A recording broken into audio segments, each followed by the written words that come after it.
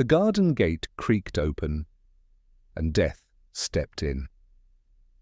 Welcome to Agent Ash. I'm your host. Let's hear from you. Comment with where you're listening from today. You're the heart of this mystery-loving circle. Let's begin. There are certain sounds in Oxford that never quite vanish, no matter how thick the years grow. The toll of the saint, Simon's bells, for instance, so faint you'd think it lived only in memory, and yet there it is, each hour, nudging the air as if to say, I'm still here. On that particular afternoon, the bells arrived softened by heat, as if wrapped in gauze, the chimes falling lazily over Summertown like petals from a long-dead bouquet. I remember the way the air smelled, that faint mix of warm stone, drying soil, and the last of the bellflowers leaning into their final bloom. Hubert Maynard's garden was not a place for the careless. It was tended with the unrelenting attention of a man who had outlived both purpose and permission, a man who had lost the luxury of neglect. There was a kind of trembling pride in the way he clipped the lavender, in how he spoke to the marigolds under his breath, as though they too might leave him if he didn't say something kind once in a while. I'd seen him once before, years earlier, on an unrelated matter, a minor burglary that had startled the neighborhood but yielded nothing but a broken latch and an embarrassed college student. Maynard had testified with polite precision, and I'd filed him away in the quiet drawer of my mind where untroublesome men are kept, the sort who boil the kettle before the water quite needs boiling, who still write checks with a fountain pen and apologetic flourish. On that afternoon, he was trimming back a patch of honeysuckle, muttering about the wasps that had taken an interest in it. He had a sun hat too large for his head, and his shirt was patched at the elbow in a way that was almost poetic. He worked slowly, not out of frailty, I think, but because he had long since learned the cruelty of finishing things too quickly. And yet, it was not the bees or the bells that caught his attention. It was the gate. He said it later, almost embarrassed by the noticing, that he didn't know why it mattered at all. The vicarage gate, normally latched, with the casual finality of a place rarely visited, now hung open like a mouth trying to speak. No wind that day, the air too still, and no visitors known to Maynard, who knew everyone in a 50-yard radius with the diligence of an unappointed archivist. What unsettled him wasn't the openness of the gate, not really. It was what lay just beyond it, half obscured by the hedgerow, a single black shoe. He'd stood there too long, he said. Too long for it not to become a memory. A woman's shoe, slightly scuffed, with one of those little straps across the top that always seem a touch nostalgic. It was turned the wrong way round, as though its owner had stepped backward into the air and vanished. He didn't go closer. I suppose I admire him for that in a way. There's an honesty in restraint. Instead, he returned to his garden bench and sat with his hands folded, staring through the clematis until the light changed. When he finally knocked at the vicarage, there was no answer. Not from the Reverend Eleanor Pierce, who was often away on retreat but never without warning. Not from anyone. The house seemed to inhale and hold its breath. Curtains undisturbed, no sign of departure, no note. It wasn't until dusk that he walked, reluctantly, to the local post office and said, as if it were a confession, that something felt wrong. Not was wrong, just felt. That was how it began, not with blood, not even with absence, but with the uneasy balance between the two, like noticing the hum of bees too late in the day, or realizing that the bellflowers have already closed without permission. Looking back, it's always the smallest things, the tilt of a gate, a single shoe facing the wrong way. I've learned over time that the world rarely shouts when something dreadful happens. More often it merely forgets to whisper, and so the gate remained ajar, the shoe remained unclaimed. The vicarage stood quiet in its private dusk, and Maynard, half convinced he was being foolish, returned to his garden with a watering can and a growing suspicion that the air had changed, just enough for something to have left it. It's remarkable, the silence that descends upon a church when its voice goes missing. Not an accusatory silence, but a contemplative one, like an organ holding its breath. I wasn't there, of course, not at first. I only heard of it later, from Strange, in that manner he favours, when delivering news that sounds smaller than it ought to feel. Reverend Jonathan Halsey had failed to appear for morning prayers, a detail that to most might seem only mildly curious, the sort of thing one attributes to illness, or perhaps, in Halsey's case, to another meandering morning spent thumbing through 17th-century sermons in the vestry. He was a man for whom punctuality was a polite suggestion rather than a rule. He had a fondness for oversteeped tea, mismatched socks, and the idea, more than the doctrine, of grace. His sermons were forgettable in the way that made them quietly comforting. Nothing about him struck the world with urgency. And yet Isabel Merton noticed. She would, of course. She had the bearing of someone who had once worn heels on gravel and never once stumbled. Every Sunday she took her place by the altar with a handbag that clicked shut like a judge's gavel and eyes that missed very little. The flowers on the altar were always hers. Hydrangeas in June, tulips in Lent, tight roses in Advent, as though resisting the season's softness. She did not like deviation. And the vicar, though forgiven many things, was not the sort to simply vanish. By 11, the parishioners were shifting in there, pews like restless schoolchildren, murmuring among themselves. Mrs. Wilkes suggested he might have gone to his sister's. Mr. Ellery, the butcher, muttered about too much sherry and not enough sleep. Isabel, ever composed, unlocked the vicarage with the key she kept precisely for such irregularities, and stepped into the house like someone entering a theatre after the performance had ended. She told Strange later that the house felt wrong, not untidy, not disturbed, just halted. The kettle was full, the beds made, and the radio turned precisely to the classical station, but silent, as if waiting for permission. His jacket was on its hook, his shoes aligned beneath the bench, and on the desk, with the quiet solemnity of something that had not yet decided whether it was a warning or an apology, lay the letter. It bore no stamp, no handwriting, just a wax seal the colour of dried claret, impressed with an unfamiliar crest, a curving vine, and something that might have been a bee or a skull, depending on the light. Isabel noticed, though said nothing to Strange at the time, that the envelope carried a faint scent. Rosemary, she thought, or perhaps lavender grown too long in shade. She left it untouched, as though it might bruise beneath her fingers. Strange called me just after noon. I was listening to Bellini, the aria from I Capuletti, e I Montecchi, the one that always feels like regret translated into music. I hadn't spoken aloud in nearly 2 days. There are some weekends one needs to remember. That silence, too, has a texture. He said, "We've a small matter in Summertown, odd business. Vicar's gone walkabout and left a letter that smells like an herb garden. Might be nothing, but then again." He trailed off, as he does when the tone of a thing matters more than the thing itself. I hadn't finished the Times crossword. 2 clues eluded me.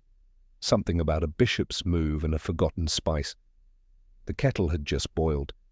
But something in Strange's voice, or perhaps in the silence beneath it, folded the air around me.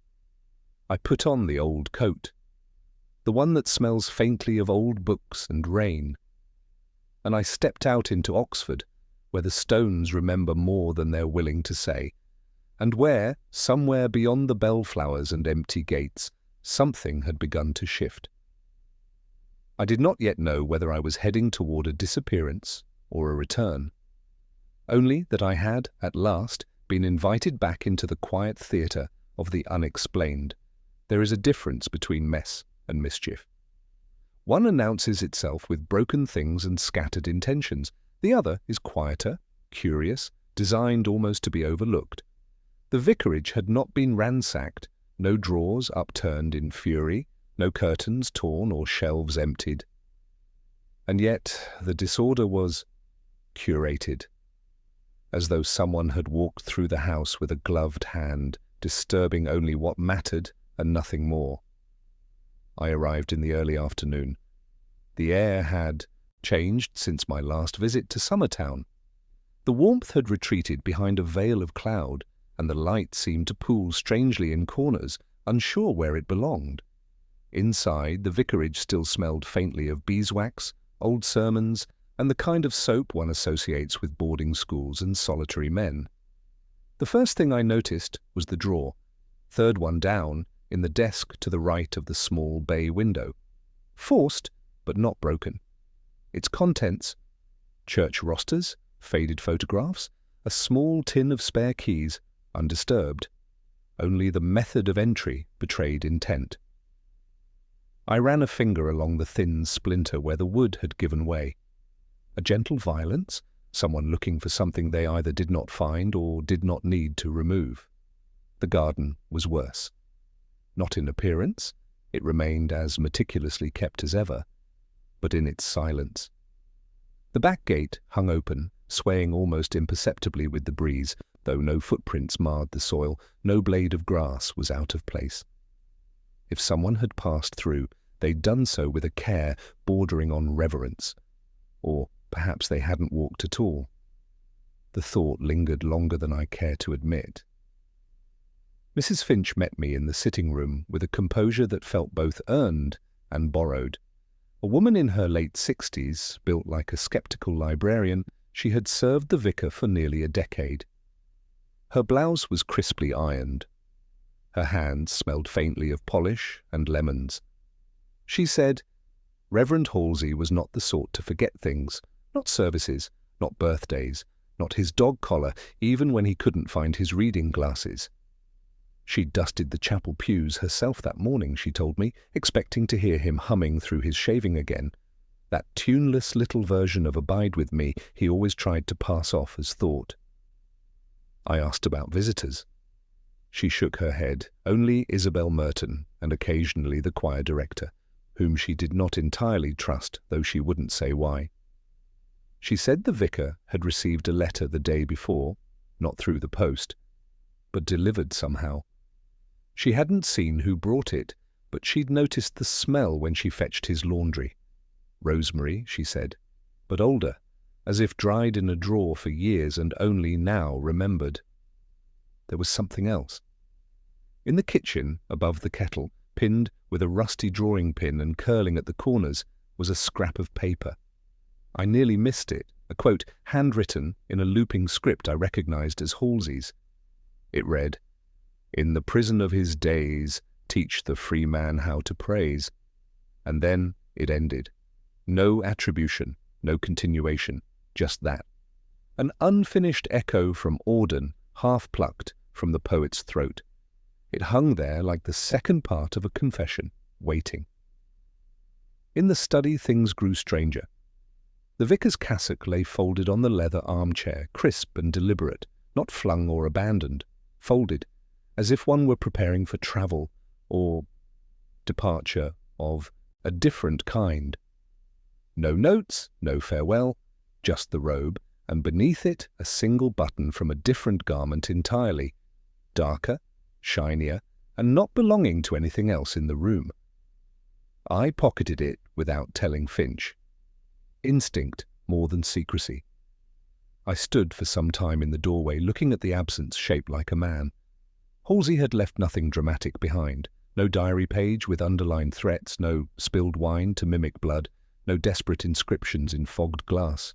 Just gaps, quiet ones, the kind that make you wonder if you're being invited to fill them or warned not to. Outside, the garden pressed close. The hedge leaned in like a listening thing. And above us, the bells of St.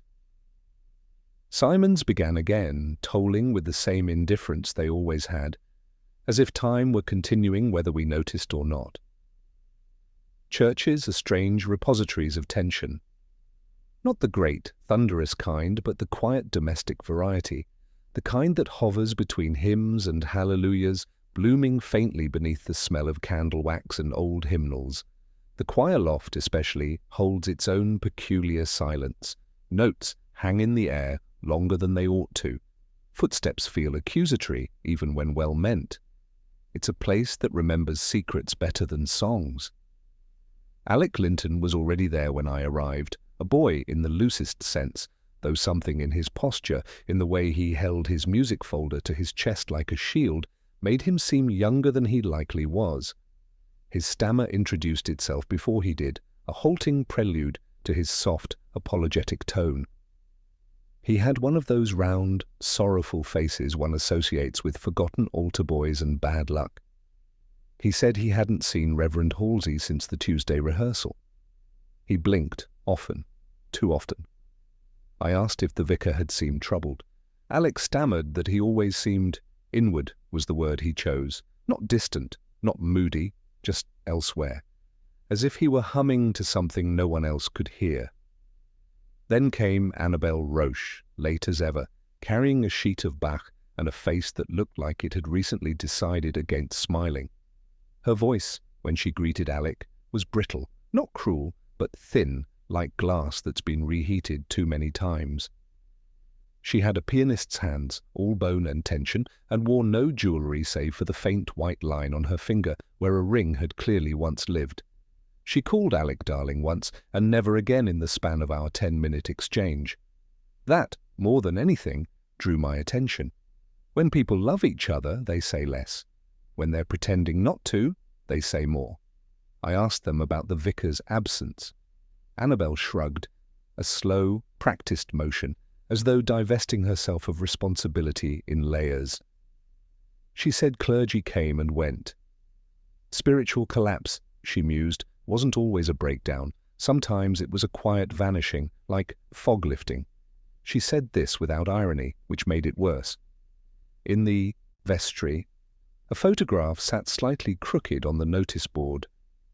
Not the angle of the frame, that was straight, but the angle of the people within it.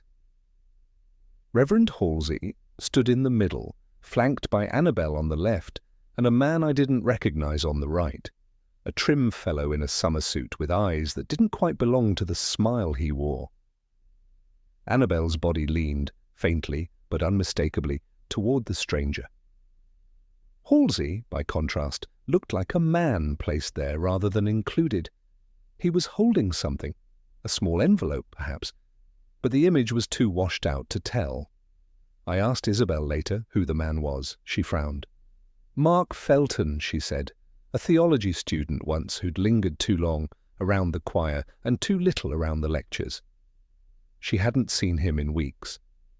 Said he'd taken a research grant in Exeter or maybe Ely. Her tone didn't quite believe either. Gossip, I've learned, is less about facts than tone. Mrs. Greaves, a widow who maintained the flower rota and an unhealthy relationship with marmalade, approached me near the west entrance. She said, in that sing-song whisper peculiar to old women and conspirators, that she'd heard something, not seen, but heard, after evensong 3 weeks ago. Raised voices, she claimed, sharp, hissed words. Not a row, she clarified, but the sort of argument that's already begun dying the moment it's born. I asked who'd been involved. She hesitated just long enough to appear coy rather than uncertain. Annabelle, certainly. Possibly Alec, and maybe the vicar, though she wasn't sure. She remembered the words, "How dare you," and not here, but couldn't say who had said them. I believed her, oddly. People don't invent specific dullness. It's the vagueness that lies. As I left, the choir resumed rehearsal. Alec's voice, hesitant and lovely, faltered just before the final phrase. Annabelle did not look up from the keys, and I, from the back pew, felt the unmistakable twinge of something not quite said. Not yet, but beginning to arrange itself into a kind of music I knew well. People don't disappear in silence, not really. They dissolve in half-finished songs, in glances not returned, in photographs where the centre feels like an afterthought. The vicar had not left, not entirely. He was still here, echoing faintly like the last note of a psalm stretched too long in an empty room. It was raining in that light, Oxford sort of way. Not properly, Not enough for umbrellas, just a perpetual whispering against the windows, like someone rehearsing an apology they never quite intend to give. I'd taken refuge in my study, the crossword still unresolved, Bellini having surrendered to silence, when Lewis arrived with the letter. He held it like something fragile or contaminated, his face arranged into that particular expression of reluctant significance. He said, "Thought you ought to have this, sir. From the vicarage." I could tell from the tightness around his mouth that he hadn't opened it. A commendable restraint, though part of me wished he had. The envelope was heavy with quiet intent. Thicker than it ought to be, considering its contents. The kind of paper that suggests deliberation. The seal had cracked slightly in transport, revealing the faded impression of that same crest. Vine, perhaps, or serpent, depending on the angle, and something that might once have been a flower or wound.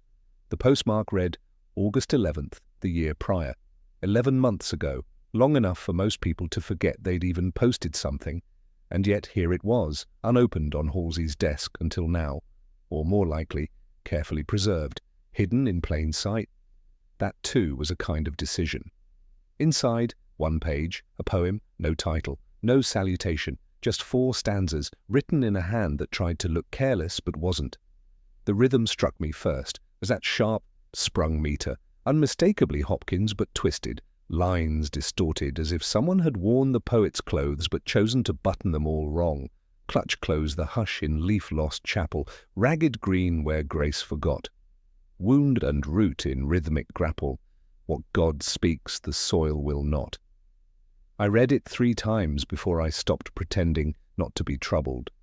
The second stanza veered even stranger, folding in references to liturgy, to the Book of Hours, and something uncomfortably close to confession. But it was the final line that caught me like a hook in the side of the mind. At the garden gate, where silence clutches what prayer cannot. It was not the sentiment, nor even the image, that disturbed me. It was the sensation that the writer was pointing very precisely at something real. The garden gate. That gate, the one Maynard had found open. This was not poetry for poetry's sake. This was instruction. A riddle dressed in vestments. Lewis asked if it meant anything. I lied and said not yet. Then I put on my coat and walked out into the wet toward the Bodleian. There is comfort to be found in old libraries, the kind that smells of dust and discipline, where the silence is thick enough to hold a man's thoughts together when nothing else will. I've long believed that no matter how tangled the world becomes, there is always one corridor in Oxford that leads to a room where sense still resides, if only one knows where to begin. I began, as one does, with Hopkins. Pulled the collected works from the 3rd shelf of the northeast wing, leafed through The Wreck of the Deutschland, Carrion Comfort, The Windhover. The rhythms were familiar, jolting, elastic, beautiful in their refusal to soften. But nowhere could I find the verses I'd just read, which meant someone had taken the bones of Hopkins and reassembled them, not as parody, but as cipher. The second stanza used a phrase I recognized, scarlet-hung heaven. It appeared once in a letter Hopkins had written to his brother during his Dublin years. Not published, but archived. I requested the manuscript, and while I waited, I reread the letter in my mind. It spoke of ecclesiastical doubt, of being lost in God's architecture. A phrase echoed, distorted, in the poem's 3rd stanza. Not random, then, not even homage, a construction, something shaped deliberately from stolen fragments of spiritual grief. It was almost evening when I stepped back into the cold poem folded in my pocket, boots echoing against the old flagstones. The bells at St. Simon's had not yet rung, but I felt them coming, like a shadow just out of step. This was no ordinary disappearance. It had ritual, pattern, a choreography, written in verse and left to rot in drawers. Whatever had called Halsey from his post had done so with poetry, and I, too, it seemed, was being summoned, line by line, into the garden where silence now waited like an answer, rehearsed in someone else's voice. Oxford, like certain ancient trees, often finds a way to reintroduce you to people you had almost, but not quite, forgotten. They return softened or stiffened, altered in the minor keys. Old professors turned mourners, former students turned suspects, and occasionally scholars who seem to carry their silence a little too neatly. Dr. Lionel Carr was such a man. He met me at the senior common room of St. Bartholomew's, a college that still served its port with the gravity of a minor sacrament. He had returned from sabbatical in Lisbon, or so I'd been told, a city of sun and tiled sorrow. One might expect a man fresh from its coastal light to carry some warmth, but Carr had none. His voice was clean, clipped, rehearsed. He greeted me with a hand that trembled slightly before retreating, swathed in gauze from knuckle to wrist. "Gas heater," he said, with the practiced smile of someone who had used the phrase too many times already. Clumsy old thing, nearly went up with it. The bandage wasn't fresh, perhaps a week old. But there was something strange in how he held it. Too carefully for pain, too obviously for accident, as if it were less injury than symbol. I asked him when he'd last seen Jonathan Halsey. He took a moment to respond, a long, artful pause, as though he were consulting an index of permissible answers. He said they'd been close once, that Jonathan had grown intense in recent years. Spiritually saturated was the phrase he used, the kind of man who speaks more with scripture than speech. He smiled as he said it, but the smile had no anchor. He swirled the port in its glass, then looked over the rim at me with academic mildness. Jonathan was always obsessed with forgiveness, even when it wasn't asked of him, even when it wasn't wanted. Some men pray because they believe in mercy. Others pray because they can't bear guilt. You learn to tell the difference. I let that sit between us for a moment. Then I asked about Eleanor. His fingers flinched, almost imperceptibly, against the stem of the glass. He said I hadn't heard her name in some time, and that was all. Not how is she? Not why do you ask? Just that, a thin refusal clothed in propriety, but I remembered Eleanor Halsey, a funeral years ago, in a chapel that smelled of dust and pine and wet coats. She had stood beside her brother like someone guarding a secret rather than mourning. Her hair was darker then, pulled back so tightly it seemed to wince. She had read Auden, I think, the same passage I'd found pinned in the vicarage kitchen, and had said it with the weariness of someone who knew the lines by heart, but not by comfort. I did not press Carr, though I suspected I should have. There are men who grow more forthcoming when cornered. Carr was not one of them. He was the sort who recedes, not into panic, but into polish. Still, he told me one thing that did not sit easily. He said Jonathan had begun meeting with someone, late evenings, never in public, someone outside the parish, a man. Older, Carr thought, with an accent, Eastern maybe, Hungarian, possibly Czech. He said he had asked about it once, half in jest, and Jonathan had replied with something Carr could only recall in fragments, that some truths must be tended quietly, like graves, or wounds, or gardens. I wrote it down later, the way one records the end of a dream before it flees. When we parted, Carr shook my hand with the unbandaged one. His other hung at his side like an afterthought, unclaimed by either of us. As he turned to go, I noticed a flake of ash clinging to his sleeve, delicate, grey, absurdly small. The library bells rang distantly behind him, muffled by the rain. That night I sat with the poem again, read the final stanza. At the garden gate, where silence clutches what prayer cannot. Forgiveness, it seemed, had ceased to be an abstraction for Jonathan Halsey. It had become a map, a ritual, a place, and perhaps for someone else, Carr or the man with the accent, it had also become a debt a burnt hand, a missing man, and a silence growing, root-like, beneath the soil of Summer Town. I had a feeling something was beginning to bloom. And not all gardens were meant for flowers. There are few places quieter than a Cambridge reading room in late afternoon, the kind of hush that feels structural, as if sound itself had been exiled. I found Eleanor Halsey at a window seat, her back to the dusty light, a book open on her lap, and a look on her face that reminded me, with some discomfort, of her brother. She saw me before I spoke, and did not smile. There was recognition, but not welcome. The kind of look one reserves for an old photograph unexpectedly retrieved.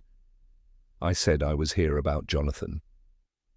She nodded once, closed the book carefully. Not a library copy, I noted, but an old edition, cloth-bound and frayed at the corners, with a pressed violet between the pages. When she opened it again, it was to a familiar place, King Lear, Act 3. The storm speech, she said. He gave me this when I was 18, after father died. Said I'd understand it better once I knew what love had to survive. The page was dog-eared. Lear's line underlined in Jonathan's distinctive hand. I am a man more sinned against than sinning. The ink had faded, but the pressure of the pen still marked the paper. I asked if she believed he meant it. She looked out toward the green beyond the window. Students in scarves, shadows on bicycles. She said, Jonathan buried things. That was his way. He believed in forgiveness the way some people believe in clocks, not because they like what it tells them, but because they can't bear not knowing the hour. I asked what he had buried. She was quiet for a long moment. Then she said, something that bloomed behind locked gates. Her voice wrapped the sentence in a kind of apology, not for the words themselves, but for having kept them so long. I asked if she meant a secret. She shook her head. Number, not a secret, a pattern. He never said it plainly, but it followed him. You could hear it in his sermons if you listened wrong. Or perhaps right. She looked down at the book again. It always sounded like someone trying to make a child fall asleep, even when he was preaching fire. She said the last time she saw him, he looked relieved, not happy, just finished, like a man who had packed his grief into something small enough to carry. When I rose to leave, she didn't stand, just returned her attention to the page and, almost to herself, said, he used to call the garden behind the vicarage the still place, said it was the only place where God whispered instead of roared. I left her there amid the ghosts of verse and velvet-bound sorrow and stepped out into a street that felt older than its stones. Back in Oxford, Lewis had been busy. He met me in the records office with a face pale from paper. Said he'd found something. Not recent, but oddly specific. A death certificate, dated 30 years ago. Address, St. E. Simon's Vicarage. The child's name was Thomas Halsey. Age, 6. Cause of death, drowning. Lewis said there's no record of the boy living there, not officially, but the certificate lists Reverend Halsey, our Jonathan, as witness. No mention of parents, no funeral notice, nothing in the parish ledger. I held the page, a copied thing, too clean for what it carried, a child, a pond, a silence so complete it had taken 3 decades to disturb. Something bloomed behind locked gates. I thought again of the poem, the altered Hopkins, the garden where silence clutches what prayer cannot. Grief has roots, I suppose, some burrow, some strangle, some flower with poisonous beauty, and Jonathan Halsey, it seemed, had not disappeared into madness, nor malice, nor mere mystery. He had returned, perhaps, to the only place he ever believed he could be heard, among drowned truths and unspoken hymns. The bells would ring again, soon. But not yet. Not while the garden remained. Some truths resist even paper. They bend around the edges of records, live in the margins, get quietly struck through in ink that fades just enough to leave doubt intact. Lewis had traced the child to a group home. St. Stephen's House for Boys, long since shuttered, its files dispersed across whichever offices survived the cuts and closures of the intervening decades. There had been an outing, apparently. A visit to the vicarage at St. Simon's, no date given, no itinerary. Just a list of names typed in brittle ink, the last one lined through with a single, brutal stroke. The kind clerks use when they think nobody will look too closely. The name beneath the line had no surname. Just Thomas, scrawled in blue beside the list, as though someone had remembered him late after the form was done. There had been no police report, no complaint, no burial record. The pond, if that's where it happened, had never been mentioned, not in any of the newsletters nor in the vestry minutes. Silence is not always accidental. Sometimes it is carefully gardened. I went back to Summertown. There are places where the ground feels different beneath your feet, not softer, just more attended to. The vicarage garden was like that. It was not overgrown, but something in it had thickened, as if time had stopped passing but kept accumulating. I walked the path again, slowly, letting the rhythm of my shoes settle into the stones. The hedges had been trimmed recently. The grass was damp from the previous night's storm. Somewhere near the east wall, a robin was practicing its halting song. The bench still stood at the far end of the garden. Near the gate Maynard had found a jar. I sat for a long time, not thinking so much as waiting. Then I noticed it. On the underside of the bench, just beneath the seat where the wood curled inward, was a mark, faint but deliberate. A small cross carved shallowly, and beside it 2 initials, T.H., worn nearly to nothing. But there, children carve names when they want to belong. Adults carve them when they're afraid they'll be forgotten. I traced the groove lightly with my thumb. It had the texture of memory, uneven, unnecessary, and permanent. I thought then of Jonathan, of his sermons, his silences, his sudden, unceremonious absence. You see, the thing people forget about guilt is that it doesn't demand punishment, only permanence. The guilty do not always seek absolution. Sometimes they simply want to carry the weight long enough to be sure they've earned it. A child dies, no one speaks. The church continues. A garden grows, a man becomes a vicar. But beneath it all, etched in the grain of every wooden bench and the pages of every sermon, there's a name. Struck through, yes. Forgotten on forms, omitted from homilies, but still here. Still breathing in the stillness. A soft rain began to fall then, as if summoned by reflection. Not a downpour, nothing dramatic. Just the kind of rain that makes stones smell like memory. I wandered then toward the graveyard behind the chapel. The headstones tilted slightly like figures listening. There was no marker for a Thomas Halsey, no mention of a drowning. But one stone near the yew tree had no name at all, just a verse from Corinthians, barely legible. For now we see through a glass, darkly. The rest had worn away. I do not know if that was the boy's resting place. Perhaps no one did. Perhaps Jonathan had stood there, year after year, placing flowers he claimed were for a parishioner's mother, or an anniversary no one else remembered. The rituals of grief are easily hidden when one wears a collar. I stood there longer than I meant to, rain on my shoulders.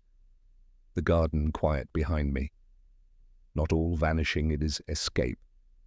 Sometimes it is penance, and I began to wonder if Jonathan Halsey had ever truly left Summertown, or if, in his own strange monastic way, he had buried himself long ago, not in soil, but in silence, in the still place, in a bench with a name worn to its ghost. The boy with no name had not been forgotten, only hidden, and now, at last, the garden was beginning to speak.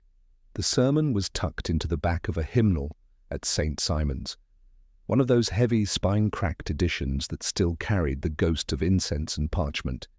It had been found by the choir director's daughter, a girl of 13 with a gift for misplacement, who'd taken the book home by accident and returned it, sheepishly, with the folded pages still inside. It was Halsey's handwriting, unmistakably. That firm, unadorned script that always looked as if it had been written in a cold room. The sermon was never delivered. No date, no title. But it read like confession disguised as liturgy. It began with fire. Let the flame speak where the tongue fails. Let silence burn brighter than sound. Let the gate open inward, not for entry, but for reckoning. Then came the imagery, echoes of the coded poem. Silence clothed in thorns, a boy kneeling at the edge of still water, a garden where forgiveness was buried like seed. But unlike the poem, this was not stylized, it was raw. A voice pressed too hard onto the page, the final line was underlined, not once, but 3 times. God remembers what the faithful bury. I walked the garden again that evening. Not for answers, exactly, but to ask the right questions. The path was soft with mist, the moon withheld behind a lid of cloud. No one saw me climb the vicarage gate. It had rained again earlier, and the air was sodden with the scent of ivy and stone. I moved slowly, my torch no brighter than a moth's wing, brushing against the roses like a trespasser in someone else's dream. The gate, the old iron one behind the vicarage, not the one that opened to the chapel path, had always seemed oddly constructed. The posts were stone, hand-cut, older than the surrounding wall. One bore a weathered carving I'd never fully examined. That night I did. Just beneath the right-hand post where the stone met earth, a notch had worn itself thin with time, or perhaps, I thought, with use. I reached in, my fingers met metal. The key was rusted through, rough as bone, wrapped in a fragment of oilcloth that had not succeeded in keeping the weather out. It bore no tag, no indication of its purpose, only the weight of something that had waited too long to be found. The tool shed stood at the far corner of the garden, its door chained but not locked. Inside, dust, old pruning hooks, a child's trowel. And beneath the flagstone floor, obscured by crates of hymnals gone soft with mildew, a hatch. The lock protested, then gave. The air beneath was cold, not damp, not musty, just cold, as if time had preserved its own breath. I descended slowly, torch held close, and found myself in a room no larger than a vestry alcove, a single chair, a stack of books, a child's shoes, small, black, one untied. There was a shelf, homemade, with a tin lunchbox, unopened. Beside it, a soft-covered diary, the kind issued in children's homes. The first few pages were scribbles, drawings of birds, stars, a face I did not recognize. But toward the end, the writing sharpened, letter by letter, like someone teaching himself how to be heard. One page had been torn, not carefully. The paper bore the raw edge of something removed in anger or fear. Beneath it, still intact, the final entry. Mr. B.C. said he'd come back. He said not to tell, but I think he's lying. Nothing more, no date, no name, just that, Mr. C. Carr. The thought did not fall like a thunderclap. It settled, slowly, like a shadow moving across the floor of a locked room. The burnt hand, the silences, the deliberate detachment, the fear. I stood in the cellar until my torch began to flicker. Then I rose, slowly, carrying the diary and a heaviness that felt older than the case. Halsey had kept this place, maintained it, hid it. Why? Not to conceal a crime? No, that would have looked different. This was preservation, a memorial, an apology he could not utter aloud. And the gate? It had never been to keep people out. It opened inward, always inward, toward guilt, toward the truth, toward the boy who had been buried not in earth, but in silence. The chapel was cold that evening, the sort of cold that lived not in the air, but in the stone. It hummed faintly through the pews and slipped beneath the kneelers like a half-remembered verse. I had asked for the choir to rehearse under the pretext of observing the acoustics for a future event. No one questioned it. Oxford teaches you to accept the presence of quiet men with questions. They gathered as they always did. Alec with his hesitant movements and flustered sheets of music, Annabel calm and pale behind the organ, the others shifting politely, adjusting robes, whispering through their vowels. The opening hymn was one I had chosen. There is a balm in Gilead, not Anglican standard, but quietly devastating in its plainness. I wasn't listening to the music, not really. I listened to their silences. Alec sang without stammer, clean, true. His voice steadied in the second verse like something relieved to be released. It faltered on the final line, as if some unspoken thought had stepped between him and the note. But for a moment, he was whole. Annabel didn't sing. She played, the keys absorbing her fingers like water. Her face, usually unreadable, began to tremble near the refrain. Just slightly. The line about mercy, that word has its own gravity. After the rehearsal, I asked her to stay. The others left. Alec gave a slight bow, as though leaving a theatre. The others followed, coats over arms, eyes politely elsewhere. We sat in the front pew. The stone altar loomed quietly behind us. She folded her hands in her lap like a penitent, but her jaw was set like a soldier. I showed her the diary page. She didn't touch it, but her eyes found the torn edge, the slope of it, jagged, unmistakable, and something in her seemed to settle. She said, his name was Peter. No prompting, just that. A name released into the chapel, like a held breath. He was my brother. Half-brother, technically. Mother's second child after everything else had gone wrong. They brought him here, to Halsey, said the church would help him. She smiled, not bitterly, just tired. Jonathan baptized him in the garden, said it was more honest, that the font was too ceremonial, too dry. It was October, cold. The boy had a cough, but Halsey insisted, said the water was necessary, that Peter needed to be claimed. Something happened. She didn't say what. Her voice thinned. He slipped. That's what they told me. He slipped, and the pond took him before anyone could move. She looked at me then, not pleading, not apologizing, just looking. I asked, and no one reported it? She said, Jonathan said it would bring shame. To the church, to the family, to the boy. He said silence was mercy. I asked what she believed. She said, silence is never mercy. It's a grave without a stone. There was no rage in her voice, no theatrical confession, only years of sediment worn smooth by time and memory. I asked if Carr had known. She shook her head. Carr suspected, maybe.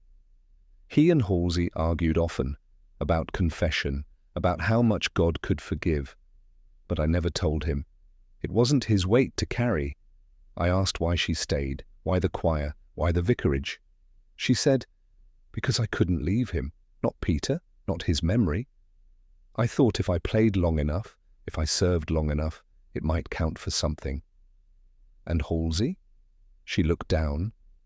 He visited the cellar every week, brought candles, flowers. He called it tending the silence. I think he believed that was enough. Was it? She didn't answer.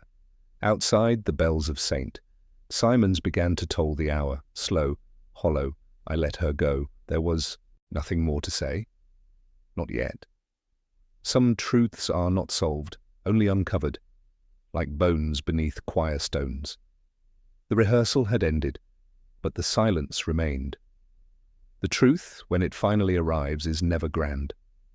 It enters like dust through a chapel window, quietly, inexorably, indifferent to spectacle. And so it was with the end of Jonathan Halsey. Annabel met me in the vestry, a place that now seemed smaller than before. She said she'd known, not the details, not the how, but the weight of it. She'd seen it in the way he stood at the altar after evensong, longer than needed, hands trembling just slightly, as if holding something invisible. She told me he'd once asked her, long ago, if music could forgive what words could not. And Alec, who had rarely spoken without apology, said the vicar had confessed. though not in so many words. That, one night after rehearsal, Halsey had handed him a hymn, handwritten, a setting of the Agnus Dei, but altered, dissonant, unsingable, Lamb of God who bears the grief of those who will not speak. Not a liturgical text, a message, a plea. Dr. Carr, when pressed, admitted what I already suspected, that he'd known about the drowning, that he'd helped Jonathan seal the cellar, remove the records, preserve what good remained. His voice remained clinical throughout, as though he were discussing an archaeological dig. He said the church could not withstand scandal, that forgiveness required structure, that some sins could be carried better than confessed. I didn't believe him. The letter, the altered Hopkins, the unfinished sermon, none of them suggested concealment. They were a trail, laid out slowly, ritually, as if the man were preparing his own liturgy. I returned to the garden, not because I expected something new, but because the pattern demanded it. It was early morning. The ground still held the softness of the night. Dew clung to the roses like small blessings. Birds stirred without yet singing. The air was so still it seemed to listen. Behind the rose bushes, the thick ones with petals like bruised silk, the earth had shifted. Not freshly, not violently, just altered. The kind of disturbance that comes from care, not haste. A patch no larger than a child's bed, shaded, deliberate. I called for the coroner's team, though I already knew what they would find. Halsey lay beneath the soil, curled slightly as if in prayer. His cassock had been folded beside him. His hands bore no wounds, no note, no violence, only peace, or something near it, a grave not marked, and yet, in every way, deliberate. Later, as we sat on the vicarage steps, Lewis beside me silent, I looked out across the garden. It was not a crime scene, not exactly. It was a confession in flowers, a psalm in soil. Lewis asked, quietly, whether he should classify it as suicide. I said nothing for a while. The bells of St. Simon's tolled the hour, slow, mournful, full. Then I said, number. Not in the usual sense. Halsey had not fled justice. He had shaped it, a man who had failed a child, not through malice, but neglect, and had carried that absence every day since. He had not asked for forgiveness. He had built it, petal by petal, stone by stone. In silence, the poem now made sense, not as riddle, but as requiem. At the garden gate, where silence clutches what prayer cannot, he had opened the gate, inward, always inward, toward guilt, toward memory, toward a grave that bore no name, because names were the first things to disappear. Alec wept at the next service, quietly. A single note cracked in the third verse. Annabel played without looking up. Dr. Carr was not present. The congregation sang, unaware. But in the garden, among the roses, something had shifted. The earth, once burdened with silence, had finally been allowed to speak. The garden gate had always creaked inwards, but this morning it did not move. The hinges held their breath. I stood before it in the grey hush before dawn, the sky still smudged with sleep, the earth damp and dark around my shoes. No bees stirred, no birds sang. The air was whole with silence, and the bells did not ring, not late, not broken, just absent, as though they, too, understood that there are moments when even sound must step back. I leaned against the post, the crossword folded crisply in my coat pocket, the one I had started days ago. I unfolded it slowly, smoothing the creases like something sacred. The pen was nearly dry, but it gave enough for one last word. 14 across. 9 letters. Forgiveness granted. The clue had lingered like a splinter in the mind. I had tried clemency, pardon, even grace. They were close, all circling the truth, but none landing. Now absolution fit, neatly, perfectly. And yet I hesitated. It wasn't that it was wrong. It simply wasn't enough.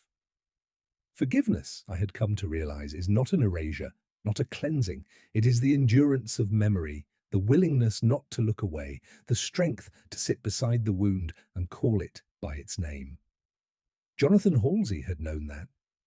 He had written it, in sermons left unsaid, in poems half borrowed, in soil. He had spoken it to Eleanor, to Alec, to Annabel, to the garden. Not forgiveness as rescue, but as reckoning. Eleanor had shown no bitterness, only calm, like someone who had already walked the full length of sorrow and chosen to remain still. Annabel's grief had been a taut thing, private, resolute. Her confession did not seek cleansing, only release. And Carr had spoken less than all of them, but his silences had been full of seams. A man who stitched his fear into principle. I thought then of the last line from Halsey's sermon, the one folded behind the hymnal, never preached. Let the gate open inward, not for entry, but for reckoning. And it had. He had opened it himself, folded his cassock, dug the grave, marked it not with stone, but with a life lived in penance. The garden had not been his sanctuary. It had been his altar. I folded the crossword and slipped it back into my coat. The pen I left in my pocket. A kind of honesty. The sky was beginning to pale. Somewhere beyond the hedge the city would stir soon. Bicycles on damp cobbles, students late for lectures, porters opening gates. Life would resume. But here, for just a moment longer, everything was still. The absence of bells rang louder than sound.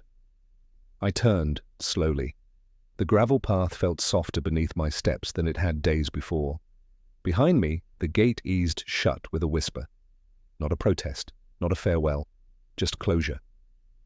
I did not look back, not because I was finished, but because some things are meant to remain behind us, not forgotten, but accepted, folded into the silence like a letter we never send, but never burn. The garden would remain, the roses would bloom again, and beneath them a name would sleep, one not written on stone, but spoken now in quiet memory. Morse left the gate behind him, and the silence remained whole.